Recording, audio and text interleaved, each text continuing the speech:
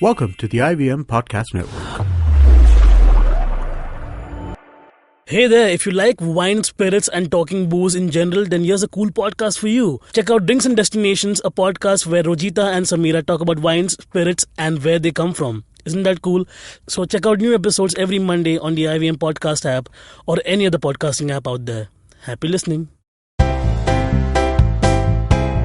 You're listening to Keeping It Queer with Naveen Narona.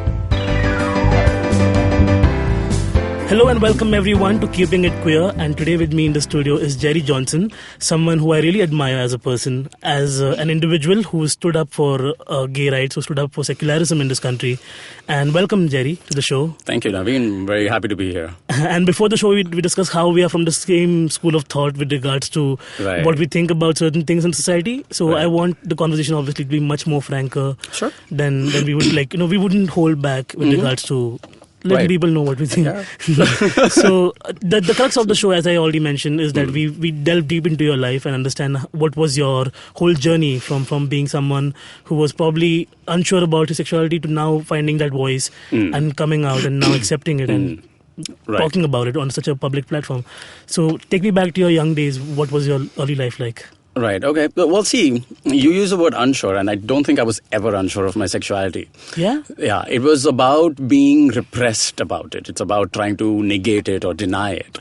So there was always guilt and repression, but there was no uncertainty. And the reason I say that is because way back from the second standard, I can remember, that's my earliest memory. Correct. Of being attracted to another boy in my class. And the proof of that is that I have this memory of writing his name down literally in the back of my notebook, thinking that is the safest, most secret place, the back of your notebook, that nobody else will know. And then that's my sacred place where I can express my love. And so I wrote that. Hearts and of course I was caught because, my sister happened to go through my notebook and she just found the last page and she's like, who is this guy? Why did you say, I love this boy?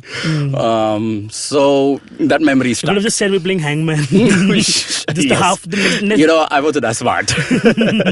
I was just a dumb little second standard boy. So I always knew that there was something weird and strange about me. And of course, you don't have the vocabulary at that time. You don't think that, okay, this is called being gay. Yeah. But and that's the unsurety of it, right? Like for me also, when I was talking about coming to terms with it, like I came to terms with it much later. And I had to actually go to a period of probably trying to date girls because I was not sure about it. So that also because you don't know the terms and don't know the language through which you can identify. Right. So I didn't know the language, and I also then, as you said, I went through the rituals of dating girls to see if that changes behavior. So I think, it's like you try and act a certain way, hoping that the more you act, then it becomes who you are.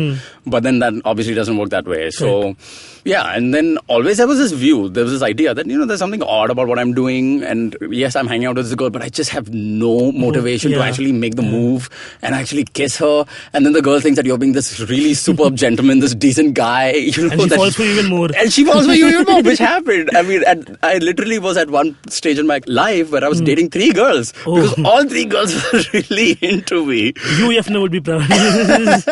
And I was like, oh my God, okay, all these 3 girls are into me. Of course, they didn't know each other, but they all thought that I was this like really nice, sorted, decent guy who wasn't eager to get into their pants. And I was just like, okay, you're being nice to me. I'll be nice to you. I'll take you out to dinner and all of that. And there's nothing more I want to do. Might as well wear a chastity belt. Just not happy. And at that time, I was also, struggling with my religious views around sexuality. So obviously, even if I think I was heterosexual, I would probably not have made moves. I was just so messed up in all of those ways.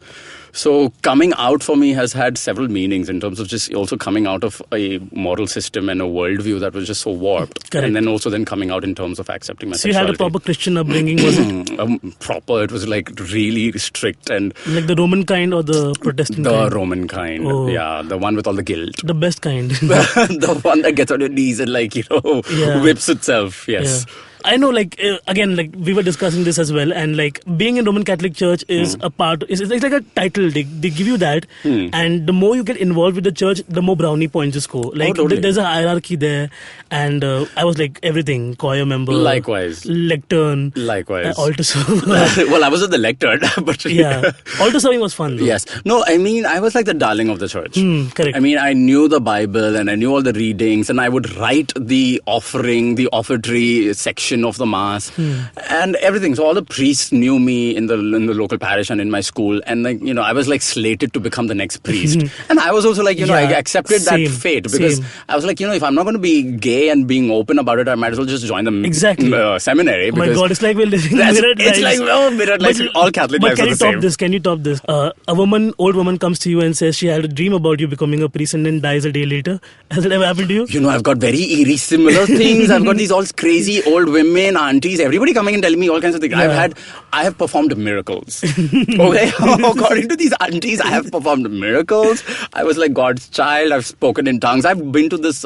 You must have heard of this. Praise and worship. Oh yeah, Tabor, and then there's one in Kerala. I have an uncle who's a Divine Retreat Center head. So all of these priests who run that, I mean, I don't want to say that it's a scam or anything, because who knows, maybe the real spirit of the Lord moves there. The uncle, by the way, I should have like made that forewarning. Got a girl on the side in an apartment. You see, you know, like, I'm not saying the word scam, but it smells of it. So see, when you're growing up, you see all these guys, right? So when this priest would walk in, everybody would just run to touch his feet and everything. Right. And then the scandal happened and nobody gives him bow at family parties now. You know? Still wears a cassock for some reason. But I'm saying, you know, like you see all these things. He was a priest, is it? Yeah, proper. Oh my God. Okay. And on the side, he had a woman. Yeah. And everybody, my mom was like... Or at least he didn't have a guy, but yeah. That would have been still forgivable in my books. I have no issues like that. But then, you know, you see the hypocrisy in religion as you grow up. Totally. And even like, I was in the deep end, so it became that much funnier when I came out of the shallow end and looked at the guys who were like just swimming and like sharks eating each other. And now when you look back on such people, you think, what absurdities. Yeah. I mean, we've just crossed Easter. I posted a status update which, you know, riled up a few Catholics on my page. But I basically said that, okay, so you have a guy who says that he's God, and then he's like pretend dead for 3 days, and he says again he's going to come back to life in 3 days. He's like, okay, see you later, boys. I'm like, wait, what? Do you believe in this? That's a great plot for a zombie film, but not. You know? Yeah. They're going to rile up so many more people when you listen to this. But keep an open mind, shall we? Yes. Is that the whole... Yes, let's not get any attacks or like threatening calls after this. Yeah, but then religion aside, the bigotry, as I was discussing with a former guest on the show, Divya Roop, and I spoke about this, how bigotry is targeted towards people based on how you interpret that from the scriptures.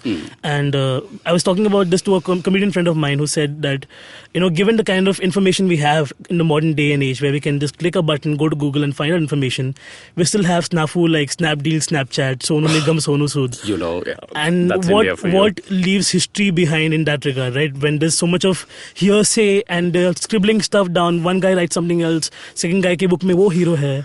I mean, can you imagine, like, the guy spoke Aramaic. Yeah. And 300 years later, somebody wrote it down in maybe Hebrew, I don't know. And then after that, it got into Latin. And then after that, it went into Greek. And then after that, it comes into English of the old English style. And then now today, we're reading it and we're like all judgmental about what's written in the Holy Bible. Yes, I mean, your point is well bought. We just love the idea of getting authority from any source. That's what. And I think scriptures give some people a kind of authority. Ultimately, it's about power and dominating other people. Okay, so we did like rant about religion. Now let's go back to life. my sad, life of being gay. The colourful life in a nice Roman Catholic church. Right. Let's put it that way. No, so, you know, so my life was just really peppered with a lot of periods of being naughty and then the guilt for it. That's really what I did throughout my life, throughout my teenage years. It's your own Santa Claus list. You know, I mean, yes, and thankfully I was a Catholic because then you could always go to confession and then come back out clean. I mean, imagine if I was a Protestant, I'd be dying of guilt right now. Wash your laundry. No redemption. You know, so, I mean, thankfully the Catholic Church allows you to like do a confession every week. Correct. So I would do something or the other. It's either confession or marriage. You have to choose. Right? Yeah. So, but yeah, I was like, you know, a very good Catholic boy at one point and everybody loved me and I thought I would become the next priest in the parish.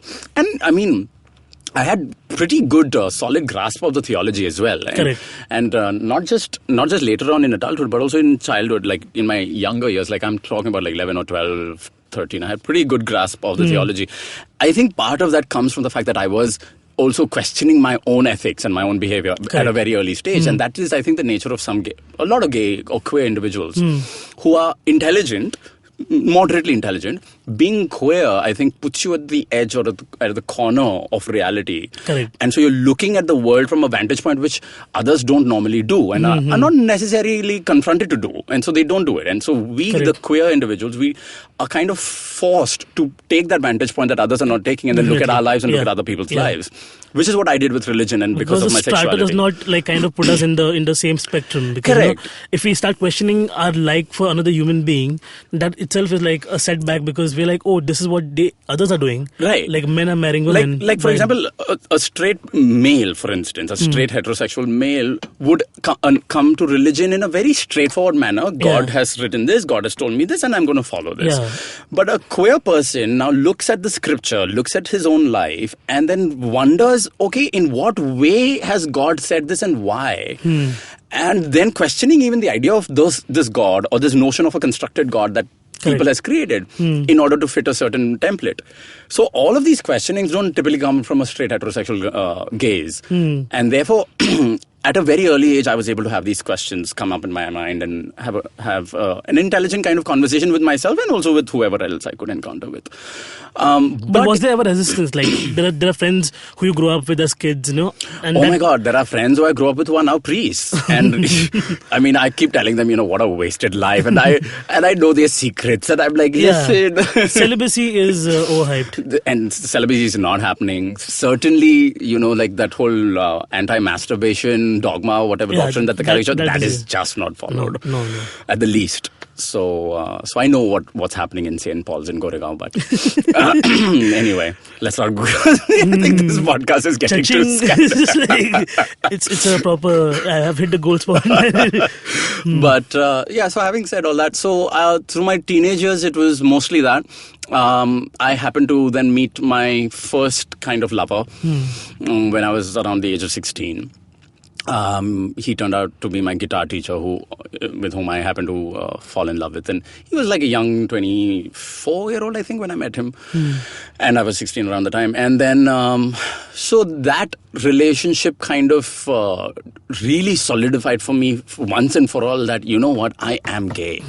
Again, not the word, but the attraction, the emotion. The attraction is real, Yeah, and so these other girlfriends and these other behaviors and these beards that I was trying to put on was just not happening. And I was, people say, you should be your authentic true self. I was discovering that was now my authentic true self, that this kind of attraction I've not felt for any of these girls. So there's something really honest here. Correct. And I had to pursue that. And then I had obviously all these very Bollywoodized kind of notions of my romance with him. We're going to live forever. It was a tender age. Yeah, tender age. And it was beautiful and innocent and naive. And, we're going to live forever, live together forever. And we're going to be neighbors. We're going to get married to women. This was the whole idea in my head. Okay, we're going to get married to women because now I no longer wanted to be in the church because I wanted to be with him. Always have a backup plan. But the church would be the backup plan. But I was going to live with him, next to him as neighbors. We would have wives and kids would play with each other. And this was a whole constructed world I had at 16. And I was like, oh. To be young and naive, right? Like God, I was stupid. Back. I remember for me, I was in college and my coming out happened a little later. So I hope my parents don't listen to this, but I was in love with someone. Don't we want a larger readership? I mean, not readership, sorry. Listenership. Yes, but definitely not to get like some spoon poked in my belly at night when I'm sleeping. So the guy I was dating back then, twice my age, pretty fun guy. Like I was chilling with him, and we had this time capsule thing that was happening in our college, and we had to write letters to our older selves and put them in an envelope and put this in the time capsule. It's going to come out in 5 years. Oh, you haven't seen it yet? Not yet. So I put the letter to myself. And where does it go? It's underground. Oh, is it in the underground? Right. Where is it underground? In the city? In the city, yeah. In my college compound. What if this BMC guys have dug it up and thrown it? It's a college property. It's a Franciscan college property. But आजकल कोई भरोसा नहीं है. No, they have the whole value to themselves over there. The entire city is dug up right now. Anyway, continue. Yeah. But still, even though they find it, they'll finally it's probably sealed back and everything. The point being that I wrote myself that you're in love with this guy, and 10 years later I hope you're all living together with him. And it's been only 5 years since then, and I wanted to slap my younger self already. I want to destroy. Fuck BMC. I want to go and destroy the time capsule. I don't want to see this in 5 years more. I don't want to be this person ever. Oh, that's funny. So let's take a small break at this point. Let's refuel again on some of the rants that we've going to unleash now next half. Okay. We'll take a small break and we'll be back soon. I'm Keeping It Queer with Jerry Johnson. Hi, I'm May, and I'm a huge fan of the indie music scene in our country. A scene that's relatively underground, even though it sometimes speaks its head overground. But there's no shortage of talent, and I get the privilege of interviewing some of the most awesome musicians on my show. I've had the likes of Euphoria, Krish Kale, Hardcore, Randolph Correa. I've had singer-songwriters, folk singers, electronic music producers, playback singers, rappers, fusion artists, instrumentalists, classical musicians, and so on. Whether mainstream or not, these people have chosen to release their original music, and these are the people currently shaping the direction in which our music scene is heading. Join me on my show every Monday and tune in to discover the unique talent coming out of India today. You can catch Made in India on your favorite podcasting app or our very own IVM podcast app. Hello and welcome back to Keeping It Queer, and Jerry and I, we had a decent conversation and we spoke about this in the break. We said that we should probably tone down on the scandalous conversation, right? And that I can't promise. I don't know, because I'm having too much of a good time right now. Let's have a very decent conversation. Let's be family friendly. We're going for confession after this, though. That's for sure. Yeah, but do atheists confess? To whom? We go in different small counters and do our thing. So you were talking about your early life and as you fell in love with someone. Right. So, I mean, yeah, the point of bringing that up was to note that was my definitive moment of realizing what my sexuality truly was, and that I couldn't fake it anymore, or that it was irreversible, or that there was no way for me to hide it and put it away. You know, sometimes love gives you the courage to confront difficult truths. Yeah. Oftentimes love also gives you the courage to come out to people and to difficult situations. The threshold is kind of crossed once you... Correct. And you feel braver. Or stupider, whatever. It's the same thing. It's the same thing, right? Same thing, exactly. Yeah. Love makes you stupid or brave. Pick. So that's what happened with my first relationship. And then, turns out 2 years later, so when I was around 18 or like towards the last part of 17, I was going off to the US to study. Pursue higher studies. I was still madly in love with this boy, and I told him, I promised him all these things. I'm going only for 4 years, but in the next 2 years, I'll come back for a vacation. Again, we'll be together. Then 4 years later, I'll come back again, and we'll live forever, and all that.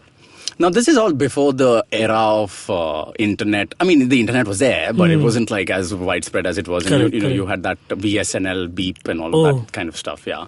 The modem. The modem that went 56 kbps. But somebody called and then it was not working. Correct, like the fax sound would keep coming. So, of course, going off to the US and then trying to keep in touch from there wasn't as easy. No Skyping and all. So, long emails over Hotmail. And, I remember my Hotmail address at that those good old days. Yeah. So, writing him long emails and all. But, once the workload of college kind of gets to you, then you can't spare that kind of time to write long. And what were you studying in US? So I went there trying to study psychology. Okay. And I studied it for 4 years. And then I realized that I don't want to make a career out of listening to people's problems because I had a lot of my own already and I have no patience with others. So I switched over to communication. Meanwhile, I also did philosophy, and I took a lot of fancy courses on the side. I took astronomy, so I took my own sweet time to finish my studies. While in America, right? Yeah, while in America, why not do everything? I love that education system there. I mean, the fact that I studied things ranging from astronomy to theology to philosophy and like everything. Because there are courses you study, not like as a syllabus as a whole. Correct. Which is the problem in India usually. Yes. Except the syllabus as a whole part comes when you're majoring in something. Yeah, so that is where the psych major happened, and then I switched over to the communication major. So then I did broadcast journalism and stuff like this. So my interactions with this boy fizzled out over time. And then, meanwhile, over there, I met another person. And he has been my most significant relationship, my second most significant relationship. And then I was with him for 5 years. We lived together. We moved in together in Chicago. Nice. And so that was nice. It was nice. And then I lived in America for 8 years. And so when I had to leave and come back, now remember, I'm coming back to India in in, I spent literally all my adulthood in the US. Correct. And before going to the US, I was in boarding school. I forgot to mention that. I was in a boarding school over here with a lot of boys. Catholic priests. Yes, and a lot of boys. Correct. So they exist in the same state of existence, Catholic priests, young boys. Yes. So where you see priests, you'll see young boys. But anyway. Not a scientist about that. But they're just saving souls. Anyway, so that was my second relationship. So when I was coming out of the US to India, for me, it was not just coming out of a worldview and an environment that was just completely and only familiar with. I was coming to India, which I was completely unfamiliar with. Formative years are gone. Correct, basically. but I was also leaving a relationship of 5 years. But what coaxed you to come back to India? Several things. My family at that time, they were also in Florida. They all moved back to India, and we were all like thinking, okay, what next? So might as well just come to India and settle and think what next kind of thing. You foresaw the Trump epidemic, sort of. That must have been a long vision foresight. Yeah. But this was even during the pre-Obama years. Okay. So at that time, Obama was working with me in the City Hall. Oh, nice. So I was working in the City of Chicago Administration Office. Okay. And he was at that time the high school assembly guy. Like he was in the board of the high school assemblies of the City of Chicago. I know. I mean, it was very surprising because after that he ran for senator. He became a one-term senator, and then he became president. I mean, it was so quick, and I was like, what? Yeah. Like you became president? It's like one of those Veep episodes. Yeah. Just quickly. Yeah. So giving up my relationship in the US with him was the most, among the most traumatic experiences of my life. And then I came to India, and then in 2006 I landed in India, and then in 2000... So I wanted to know how the conversation went when they all separated. Like, I can't imagine having lived with someone for 5 years and then having to... Oh my God, very difficult. But these are not conversations that you actually have then, right? These are more like silences. Correct. That you have to deal with. And I've written about it. I've kind of converted it into poetry or into prose. So... Take your pain, turn it into art, sort of. Kind of thing. Because that's the art comes from all this anguish. If there's no angst, there's no art. But, so like for instance, the last day, I'll just describe perhaps the last few hours of my time in the US. I was sitting in the living room. My bags were packed. He was making Maggie for me in the kitchen. There's Maggie in the US as well. Actually, was it ramen or Maggie? I can't remember. But he was making Maggie. Let's say Maggie. Maggie. I'll make one fraction happy. So he was making Maggie. And then I was sitting in the living room and the television was on.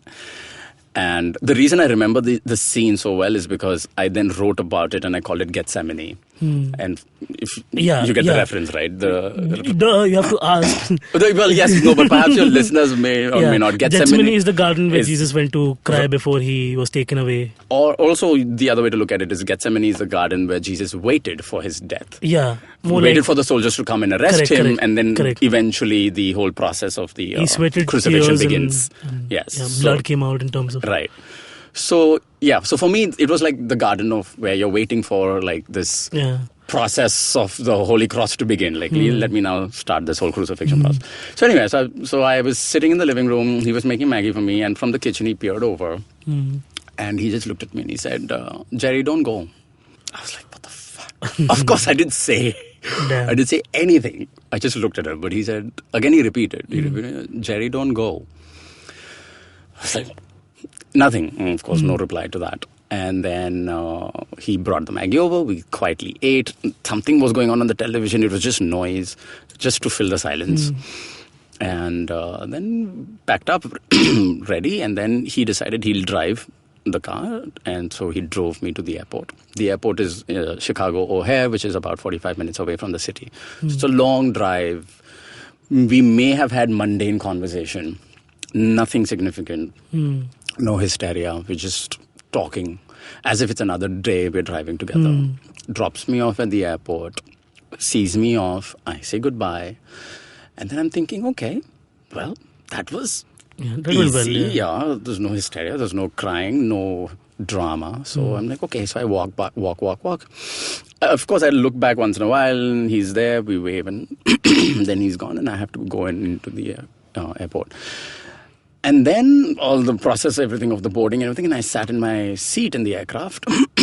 It was only when the engines of the aircraft roared down the runway as it was taking off is when I bawled. Bawled loudly. Sure. Almost like as if the engine was like reflecting my cry. That was the time when it hit me. And I was like, oh my God, I was just crying. I don't know what I was thinking. I just cried aloud, and I don't know who was sitting next to me, and I don't know if they were disturbed or what, but I didn't care. But for me, that moment was a finale. It was it. And so, yeah, after that, I met Edgar, my ex, the one I met the one I was with. I met him after that in 2012. So I left Chicago in 2006. So I think I met him, 6 years later in 2012. And the meeting was just so intense. And it wasn't intense in terms of romantic, picking up where we left off kind of intense. It was just intense in terms of what we shared and how our separation happened. And it was just, again, it was a very intense. And again, there was this one time when I had to just be by myself alone, and I had to cry in Starbucks alone. And you had so many memories, and that's what you really carry from a person to person. And a truncated life. It was a truncated life. Yeah, like a dream that was cut too short. Yes, and also it was because that it's a truncated life that you can't go back to. It's like a ship that has sailed, and you can't say that, well, again, now can we start this relationship again? No, you can't. You can't, even if you tried. And even if you have that in you, it just doesn't work. It doesn't work that way. There'll never be that first time feeling ever. Yes, and because so much has happened, and we no longer have shared stories. And one of the things we did also was, not consciously necessarily, but also maybe because the technologies weren't around, that when I came back in 2006, again, this was pre-Orkut, I think MySpace or whatever. I was not on Orkut or MySpace or anything. But there wasn't a way for us to keep in touch. Like the way today Facebook constantly tells you shared stories of your friends everywhere around the world. So in a way, you never really are out of But there's touch. also like that, duality of it. While there's like the chance to connect with someone you love, also there's all these people on the other side that you kind of have the tenacity to, Correct, where you don't want to also know what. And the secrecy is because you are the person who's kind of channeling both these emotions. And that, I think, is also like, it's a double-edged sword. If you look at it. Technology, in the older days, like people talk about writing love letters, and I think that's the most romantic gesture ever. Yes. The patience and the anxiety will kill you, obviously, in current day and age, because you're so used to like seeing that blue take. Instant. Yeah, blue take, and someone's seen that the eyeball is glowing. There's some or the other way that someone's reading and watching your stuff. Back in the day, there was just like the postman was kind of the channel, right? He was the round circular waiting single that we now have. I don't think that we have done so much better with technology, honestly. Because even now, like with my partner, I'm connected to all the media. And then when on days when we have like, if he's too busy or I'm too busy, it's a waiting game, right? And that wait is killing because you are so used to this luxury of like having something go through so soon. Right. And then, like, obviously another guy pops up and he's like, oh, he's cute. I have had some memories with him. But that's, again, like that is a devious, deviation. Because you're just going to go down the slippery slope and end up like that. But technology in general, I just wanted to rant about that. I'm just full of rants today. No, I agree with you. It's a double-edged sword. It's how you use technology. But, I mean, in the context of the story that I was narrating, it's that for some reason, consciously or unconsciously, we didn't choose to stay in touch. Correct. So it was like, since I landed in India, we just chose not to be in touch. And also, he's not very social media savvy. He has a very offline life. Even today, he's just not on Facebook. He's not anywhere and all of that. And I'm like I'm the opposite. I'm like all around the place. He has a very private offline life. And so anyway, so that was beautiful. Resulted in a lot of poetry and a lot of nice writing and all that. So the reunion, essentially. Not the reunion, also the separation and the whole breakup and all that. I really feel sad that I don't have enough photographs or videos of him that I had recorded, because all of that was saved in an old computer and old files, and these are all old floppy disks and all of that, just completely all destroyed. And then I came to India in 2006. My next most significant relationship happened when I was in 2009, when I met my latest ex, who's now my ex. Oh, how sad my life. Anyway, so we were together. Why sad? I think like we all learn from one person. That's true. You make a very good point. You grow up with them. What's sad in being single? Yeah. Actually, what's sad is perhaps the heartbreak. Not really being single. I think. I mean, I enjoy my life. Yeah. But the heartbreak and the change of narratives, because there is a certain story that happens in your life when you're in a relationship, and then the story changes, and when the story changes, it's difficult. The trust factor also kicks in somewhere. Can you trust another person like you did trust with that? For me, I don't think trust is an issue. For me, I always begin a relationship by default by trusting, because I shouldn't have I shouldn't begin by saying, okay, well, you have to give me evidence to trust you, then I'll trust you. But there's a while in between where you have like this whole thing with, oh, what is love and why did I ever fall and what is this? You question a lot of things. You get jaded a bit. Yeah, in general, you're obviously questioning the reality of falling ever again for a person, having to go to the same rigmarole of oh yes, opening up to them again with all your mental anxieties and age being not my friend at all. I mean, I'm like, the longer I have relationships, because I've had long-term relationships. I think that's what technology needs, like a Black Mirror episode. Yeah, just like a pause age.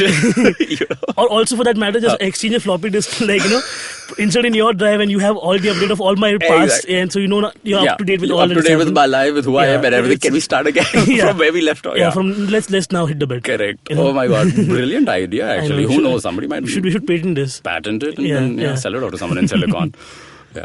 The latest ex. My third most significant relationship. It was a 6-year long relationship, and it was beautiful and tumultuous again, intense. In India? In India, yeah, but also far more mature. I think far more mature because even I was an older person.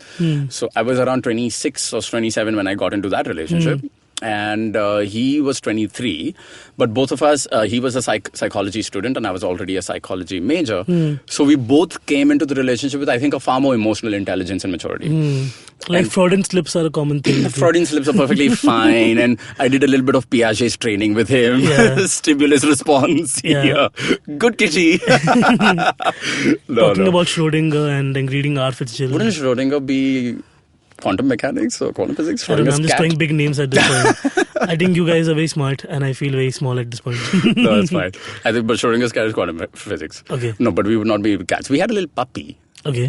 That we kind of reared together for a few months, and then we interviewed families for taking care of the puppy, and then we finally zeroed in on one very good, wealthy family who had a nice and big enough house for the puppy to run around, and then we gave the puppy over to them. Anyway, so we had a good relationship, tumultuous, intense, loving, deep, and we continue to be very, very intense friends today. Friends is perhaps not the right word still, because there's a lot of love and affection for a different non-friendly kind, but we are not in a relationship in a more traditional sense of the word. I think we'll always be in each other's life forever. That's some things you can't let go of. Some things won't go. And also we are at a stage where both of us are mature enough to know that, okay, that relationship label perhaps doesn't work for the both of us. There are different ways in which people can connect. Correct. And so he and I together connect on these other ways. And this brings up a beautiful question that Louis C.K. questions in his latest special. It's called Louis C.K. Live 2017. Check it out. It's on Netflix. And my personal hero in terms of plug there. Yeah, nice plug there.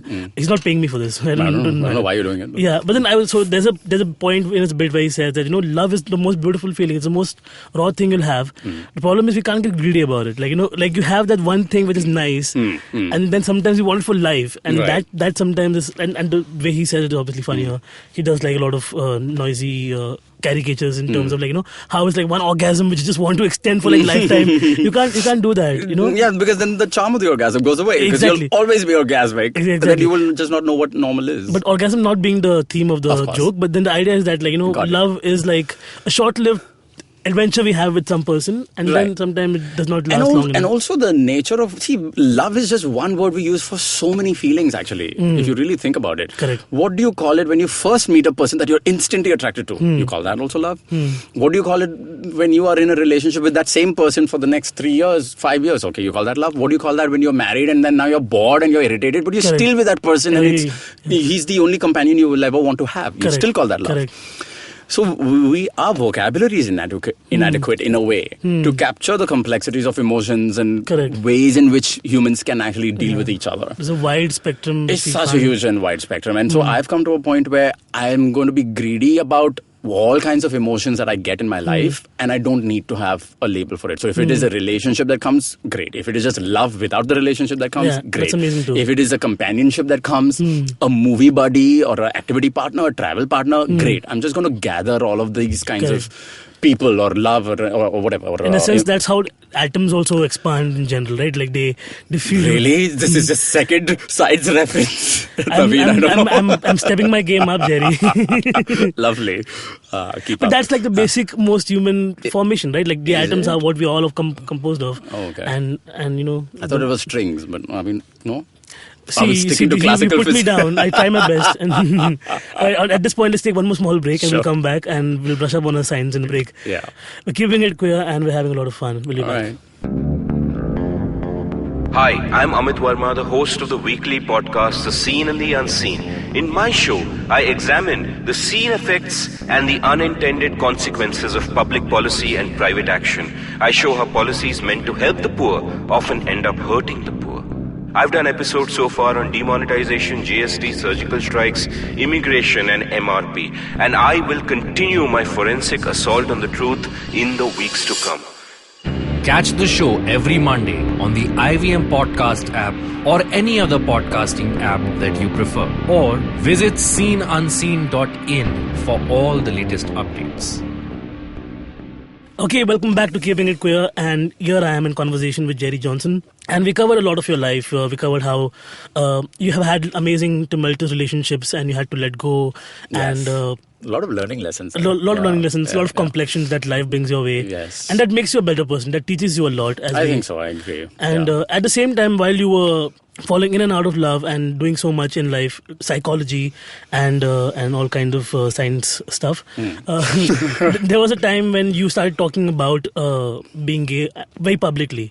And that, I think, I remember there was a small music video with it called 377 Teri Maki, where my friends Joshua and Ramneek, they composed a song around Section 377 and how it's stupid and how it's high time we abolish it. Right. And we use a small clip from NDTV where you spoke about morality and how it questions human sexuality as like fitting pipes together. Right. And the line you said was probably much better than what I'm doing justice to it. No, I can't remember the exact line, but along the lines of that you can't look at human beings and human sexualities as pipes that fit together, and because it's not a plumbing system, you're trying to fix things. Our entire bodies, our entire beings are sexual, and in fact our minds are far more sexual than our bodies. Correct. And that is what you put into service in a relationship or in love or when you're having a sexual liaison. It's not just your genitals or your organs. And the morality that condemns the use of your body as dirty, I think is a morality that is dirty. Correct. This body shaming, this idea of like de-spiritualizing the temple, what they call the temple of your body, of your soul, the temple of your soul, is what I think is a corrupt philosophy and a dirty philosophy. And the way I reached these conclusions, I think a lot of it had to do with the fact that I had to shed off my Christian guilt. And I had to come out and emerge out of Christianity and emerge out of the morality of guilt and morality of the shame. And the breaking out, was it easy in any way? It was intellectually rigorous and scary because, it's kind of like, what is a world without God? It's scary, right? Because when you don't know anything else, it's kind of like a child or a toddler coming out from his parents' protection. And then now it's on your own. Correct. A lot of 17, 18-year-olds perhaps feel that fear when they are just getting out of school and getting into college and like, what career, what job, what will I do with my life? But like a month in Bombay local trains and they're okay. Yeah. But that's the thing. But this is a metaphysical version of it. Correct, and it's perhaps far more compounded. It's like a never-ending local train. Yeah, it's like a never-ending local train that is not even anchored in this reality. Yeah. It's like all in your headspace. And every stop is Ram Mandir. I was really surprised the other day. For the first time, I went to Ram Mandir just 2 weeks ago. And I was like, really? There's a new station there?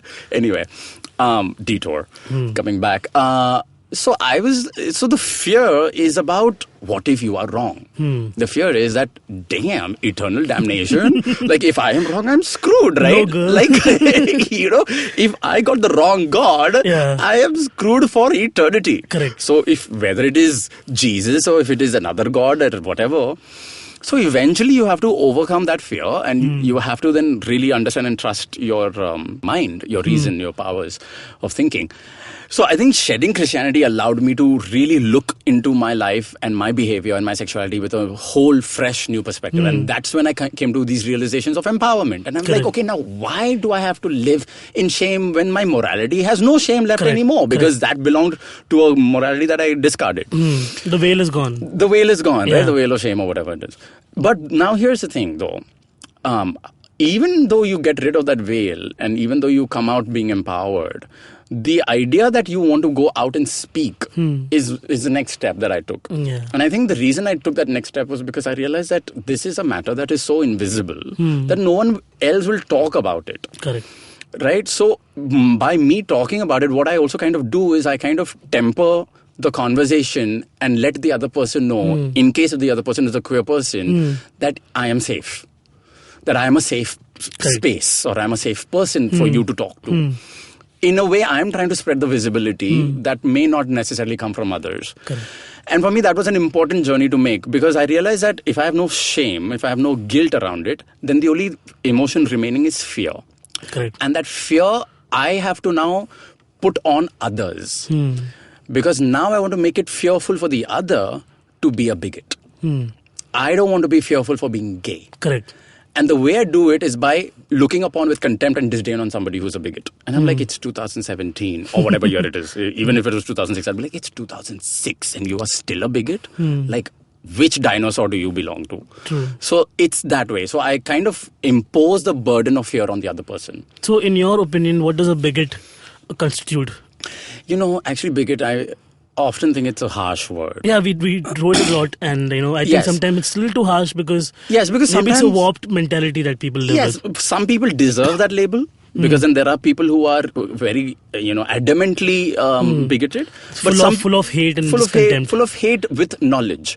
But then there are others who are just ignorant and unfamiliar. And they follow the ones who are just full of hate and knowledge. Correct. Or they are just completely unaware, and so they don't know, and so they have a very mainstream belief system, and they think that is wrong, because that's what they always thought of. So the ignorant ones, or the ones who are unfamiliar, are the naive ones. I don't really want to call them a bigot, but I would definitely still look upon them as saying, like, listen, you know what, it's 2006 or 16 or 17 or whatever year it is, update yourself. To the bigots, it is a much more harsher, it's a full throttle kind of force on, like, you are really contemptuous. Like, go disappear or go die under a rock or something. So those are the two different ways. That journey, that movement from getting rid of shame, getting rid of guilt, and then overcoming the fear was, I think, something that took years to happen. It happened around the time when I came to India, around 2009, 8, 9, around that time, And then I was far more vocal. Also, because I think perhaps the catalyst was that I missed the freedom I had in the US. And the fact that here I had to go back into the closet, I was just like, hell no, that's not happening. I'm not happening. So I moved out of my house. I was very clear that I'm going to live up separately. My parents have several houses here and they're very well off and everything. But I have my own life and I want to live it on my terms. And so wanted to be out of the closet completely and not go back in. And I wanted to try and achieve the kind of freedoms that I enjoyed in the US. So I think that was the catalyst. So since you've been vocal, has there ever been a case where people have questioned you at a public place or in general, wherever you've spoken about this? No, not at all. But I do remember, because I've also always been out at work. So every job I've had in India, everybody's known about it. But I do remember this one case where my boss comes up to me in one of my old offices and he's like, the guys on the finance team, they were asking each other, is he gay? Is he gay? And my boss goes up to them and says, listen, if you actually go up to Jerry and ask him directly, he'll also tell you that he's gay. So there's no secret around the matter.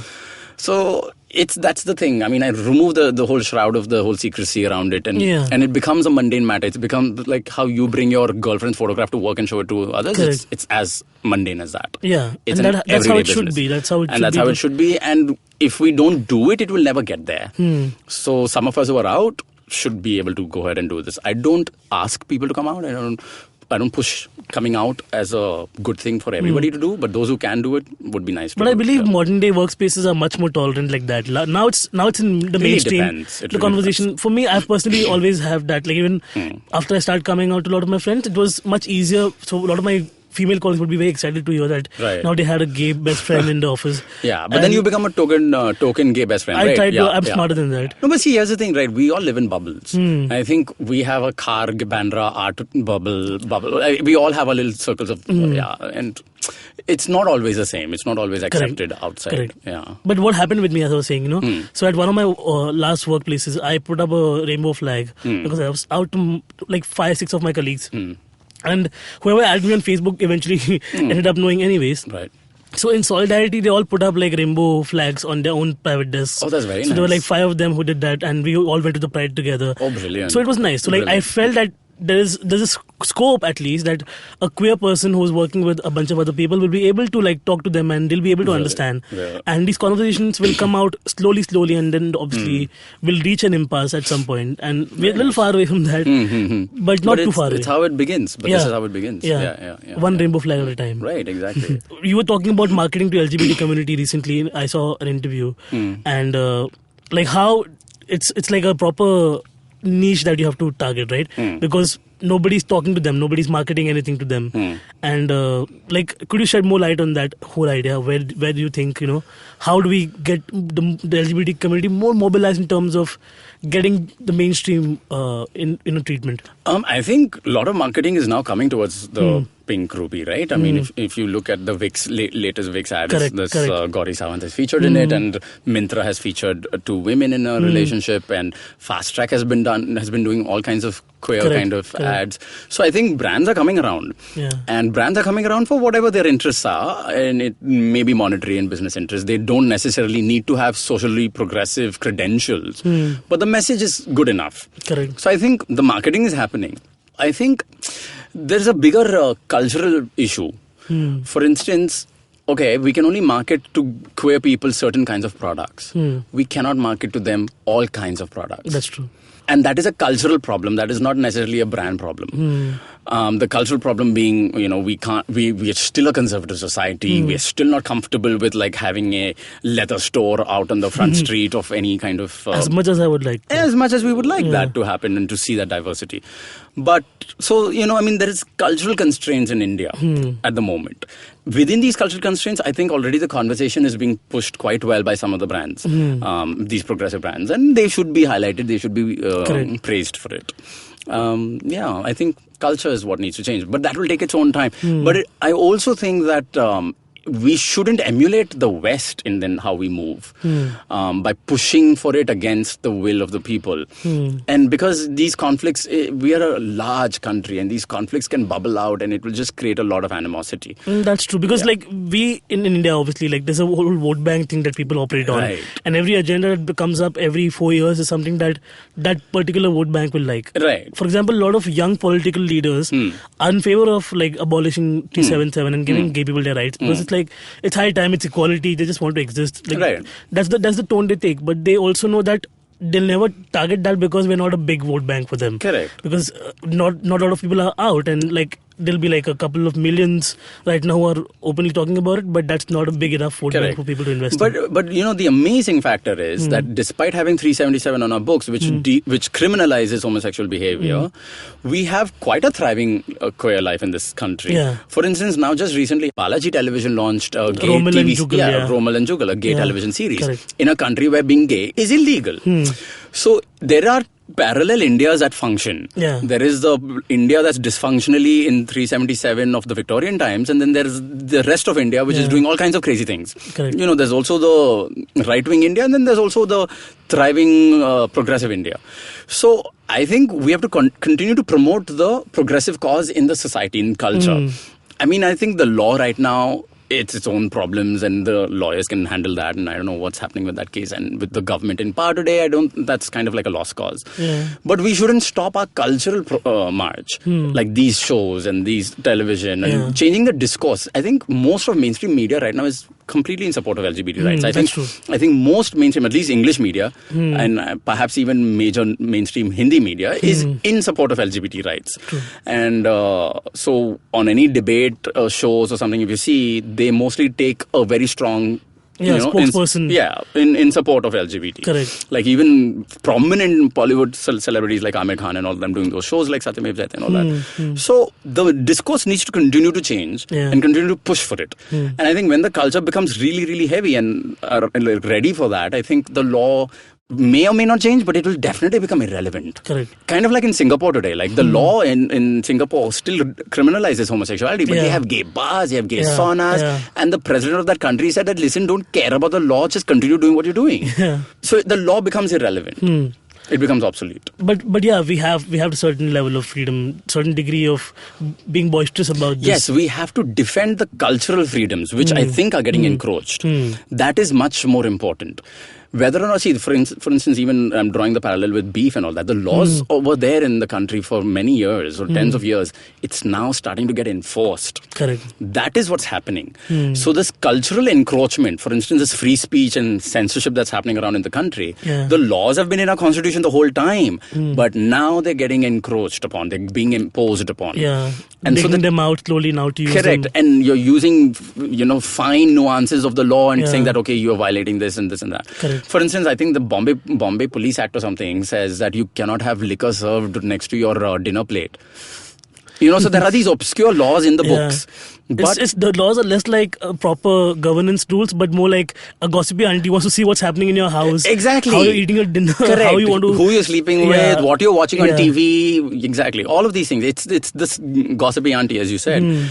And we shouldn't basically wake up this gossipy auntie. Yeah. The point is a gossipy auntie should be locked up in a room, sleeping away. Chilling. Meanwhile, the kids go around playing. Yeah. But what's happening right now is that cultural encroachment is happening. And I think that is more dangerous, and that is where we should be drawing the line. And someone gave the auntie a jhadu also. To just beat all the kids who are having fun. Jhadu has so many implications now these days. Yeah. We'll go with the... Is she an arm auntie? Anyway. No, she's not. No aunties are arm. Okay. So...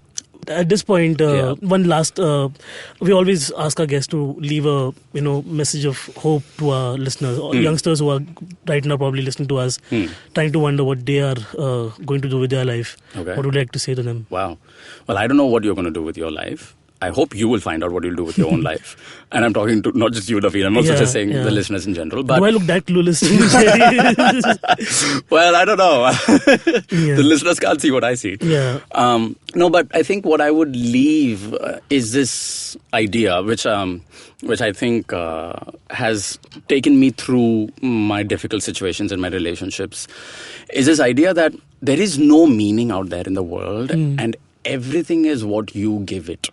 Everything is the meaning that you give it. You invent meaning in this world. And that is what makes the world either more beautiful or makes the world really ugly. That's what makes the world something you would enjoy experiencing or something that becomes intolerable for you. But you must remember that it is not the world that is intolerable. It is that you have made it yourself.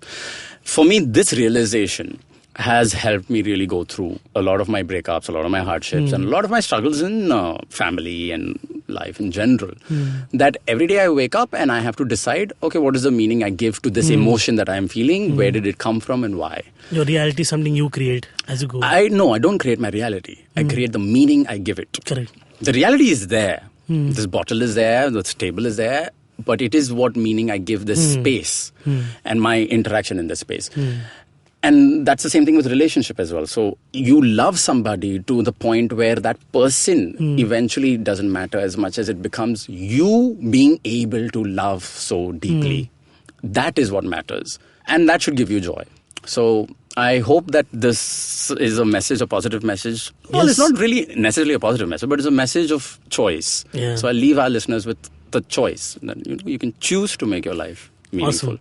I'm definitely going to implement that. Perfect. I'm going to give meaning to everything I go along now. Okay. And we should now, the confession thing is still happening. Thank you, Jerry, so much for talking to us. Okay. And to all our listeners, thank you for being with us on the podcast so far. And if you want to talk about your story, please talk to us. Jerry has his own podcast that he does. Yes, I have a myth and culture podcast that I do with Mr. Devdutt Patnaik. He's a renowned author and mythologist. So we talk about culture and we analyze politics and the issues of the day. Yeah, so definitely check that out as well. And until then, we are here and we're keeping it queer. Perfect. Jerry, goodbye. Thank you so much for talking to us. Thank you so much, Naveen. This was fun. Yep. Yes. And this is me saying bye. Thank you. Bye-bye. Well, if you enjoyed the show, you can listen to more of it on any of the podcasting apps you like. You can look out for us on Audio Boom, Pocket Cast, Stitcher, Beyond Pod. But if you're looking for us on the iTunes India store, you might have a bit of a trouble finding us because of the language used on the show. So be sure to change your location and then listen to us. For now, it's me, Naveen Narona, signing off. Goodbye. Thank you so much. And please continue keeping it queer.